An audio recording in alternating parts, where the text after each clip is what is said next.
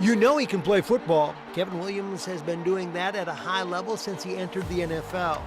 He's got game and he's got a reputation, but it's hard to believe this almost never came to pass. The name of the game for Kevin Williams growing up was basketball. I had dreams of playing basketball and being running up and down the court.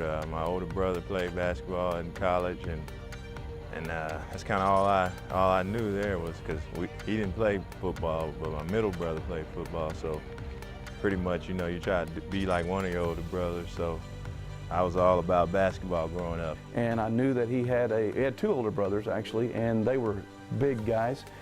His oldest brother, Greg, played basketball for Arkansas State. He was 7 foot tall, great athlete, came out of Fordyce, Arkansas. With Big Brother's influence, he was ready to retire from football in 10th grade, but something happened. Coaches talked Big Kevin into playing, and he helped recruit some more from the basketball team. Because we had 4 or 5 guys that played basketball that had no interest at all playing football. And I said I was going to play. I talked to them. My buddy, he said he would play. Then we talked to 3 or 4 more other guys. And we all ended up starting, and we went like 10-2 and 2 years in a row, something like that. We went and met with Kevin and convinced him that football, while he was a fantastic basketball player, he's just a great athlete in general, football would play an important role in his life. And at first he wasn't real interested in that, and then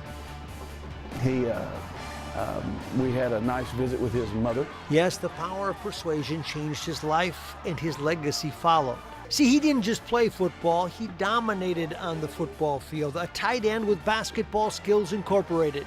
I mean, I was good at it because I could use some of the stuff from basketball and transfer it over to football, playing tight end. I mean, you just box guys out, catch the ball, and do different, use your size basically like a post player, and then playing defensive line, your footwork from basketball played into getting off the line, inside, outside moves on guys in the defensive line, working against offense. So it kind of all helped me out transitioning to football and then rolling. Kevin Williams, even today, was and is probably the best athlete that I have ever seen, and obvious with what he's done in the NFL. But Kevin was a lanky 15-year-old kid in a basketball gym shooting baskets. But there was more to this athlete than an athletic skill set. That's what made him attractive to colleges and the NFL. He had an academic influence in the school, and because of it, thrived in the classroom. I gotta blame my mom for that. Nobody knows, I guess, that she was a teacher aide there at the school, so I didn't get sent to the principal's office. I got sent to her? To my mom, so hey, I had to tighten up. But that's just something she always did. She made us do our homework. You couldn't go play till your homework was done, and kind of, just kept us doing that growing up all the way. A great lady who was very supportive of our school, and Miss Williams convinced Kevin that football could play a major role in his life. With that in his background, Williams became an attractive force. And with his understanding that his focus was now on football, he was on a path. I think once I committed to it, that's always was my aspiration to play on a professional level, be basketball or football. So once I realized I was going to be putting my hand on the ground, it was all. It was go time, huh? Yeah, it was. Boom or bust. Don't get out there half doing it. Go give it all you got. The last guy that wore this jersey was a pretty good football player, number 93. From Oklahoma State, he was drafted in the first round by the Minnesota Vikings. And when he hit the field, they found they had something that would earn trips to the Pro Bowl and anchor the defensive line. He became the man in the middle. A remarkable career unfolded because he chose to play football. 10 years, one team, that's a blessing to me, and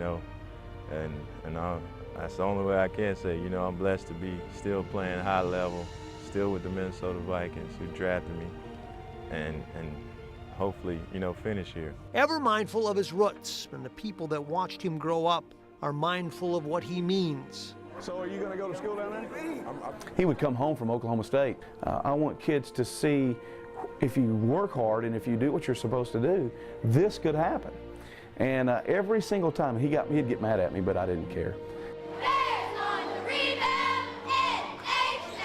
Every single time he would come into a Fordyce gym, we'd be playing basketball, and he'd come down from Oklahoma State. I would announce him. Ladies and gentlemen, two-time All-American Kevin Williams, and I would make him stand up or wave. All because he was influenced and listened to the right people. If it wasn't for some of those high school coaches, I mean, getting these guys to go out there and play, I mean, I probably couldn't be sitting here with you now. And then the AAU basketball helped a lot because you get all the exposure over the country playing basketball. They see an athlete, right? And basically, yeah, you recruit on just your athleticism then. When we come back, it takes discipline and then some to survive at West Point. But what is it they learned that they can bring back to kids of today? We'll tell you. Then later, a dog sledding we will go Monsky style. Stay with us on Life to the Max. Life to the Max is brought to you by Life Touch. Photography for a lifetime.